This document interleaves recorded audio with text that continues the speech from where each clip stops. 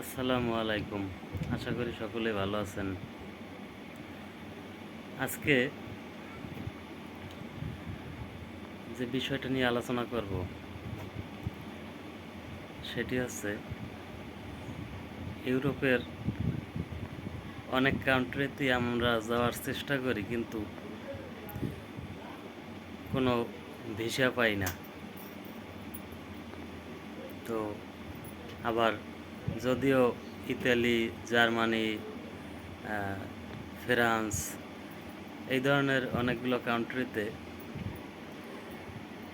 Sponsor বা seasonal নামে যে ভিসা রয়েছে, এই বিষয়গুলোয় দেখা যায় ব্যাপক টাকার প্রয়োজন হয়। তো এখানে আর কি ইউরোপের যাওয়ার তো অনেকের সাধনা, বা আমাদের মিডল ইস্টদের খুবই ইচ্ছা যে ইউরোপে যেতে পারলেই মনে হয় জীবন সেটেল। তো ইউরোপে যাওয়ার সহজ উপায় এবং দালাল ছাড়া একদম আপনি নিজে নিজেই পারবেন প্রসেসগুলো করতে এবং ভিসা পাওয়া পর্যন্ত।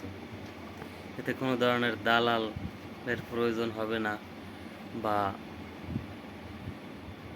সৌদি, দুবাই, মালয়েশিয়া কাজের জন্য মানে লেবার ভিসায় যাওয়ার জন্য আমরা 3 লক্ষ, 3.5 লক্ষ বা 4 লক্ষ টাকা দিয়ে যাই। তো ইউরোপের জার্মানি, ফ্রান্স, পোল্যান্ড এসব কান্ট্রিগুলোয় যেতে স্টুডেন্ট ভিসায় আপনার টাকা খরচ হবে না বললেই চলে, এমন উপায় রয়েছে। এবং প্রসেসগুলো খুব সহজ কিন্তু একটু লেন্দি। ধরুন আপনি বর্তমানে স্টুডেন্ট, হায়ার লেভেল কমপ্লিট করেছেন অথবা এইচএসসি কমপ্লিট করেছেন। এই মুহূর্তে আপনার প্রস্তুতি নিতে হবে, বা এইচএসসি ইন্টার ফার্স্ট ইয়ারে থাকাকালীন এই সময় আপনার প্রস্তুতি নিতে হবে, কারণ এই সময় হলো মুখ্য সময়। তো প্রথমেই আপনার রেজাল্টগুলো ভালো লাগবে মোটামুটি। এরপরে আপনার যেটি লাগবে, আপনার ইংলিশে পারদর্শী হতে হবে। যেমন আমরা প্রায় নেটে দেখে থাকি এবং বিভিন্ন জায়গায় শুনে থাকি, IELTS একটি কোর্স রয়েছে। তো এই কোর্সটি ইংলিশ ল্যাঙ্গুয়েজের উপরে। তো আপনি যদি ইংলিশে মোটামুটি পারদর্শী হন, তাহলে এই কোর্সের জন্য রেজিস্ট্রেশন করে পরীক্ষার মাধ্যমে একটি সার্টিফিকেট নিতে হবে, যেখানে ABC মার্কিংয়ের সিস্টেম থাকে।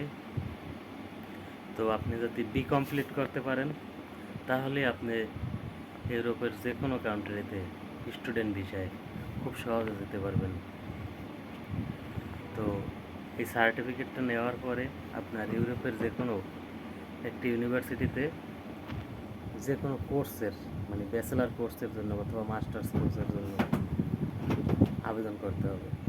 তো আপনার আবেদনের প্রেক্ষিতে যদি তারা আপনার আবেদনটি অ্যাকসেপ্ট করে, আপনি যদি তাদের ইয়েস মেসেজ পান, তাহলে আপনি ভিসার জন্য আবেদন করতে পারবেন। এখানে আপনার তেমন কোনো টাকাও খরচ করতে হবে না। মোটামুটি আপনার 1-1.5 লাখ টাকা বা 2 লাখ টাকার ভিতরে কমপ্লিট। তো তারা যদি ইয়েস কার্ড আপনাকে দেয়, এরপরে আপনি তাদের যে বাংলাদেশে দূতাবাস রয়েছে, দূতাবাসে পাসপোর্টের জন্য ভিসার জন্য তাদের ওই ইয়েস কার্ড দিয়ে আবেদন করতে পারবেন। আবেদন করলে তারা আপনারা ভিসা দিয়ে দেবে এবং আপনি যেতেও পারবেন খুব সহজেই। এরপরে আপনি ওই দেশে যাওয়ার পরে পার্ট টাইম জব খুঁজে নিতে পারবেন, কোনো সমস্যা নেই। এবং আপনার স্টাডি শেষ হলে ওই দেশে আপনি সেটেলভাবে কার্ড, নিজের যে আমরা যে স্পন্সর কার্ড বলি, কার্ড আপনি পেয়ে যাবেন, সমস্যা হবে না। তো এই পর্যন্তই আজকে। ধন্যবাদ সকলকে। ভিডিওটি ভালো লেগে থাকলে অবশ্যই আমার চ্যানেলটি সাবস্ক্রাইব করেন।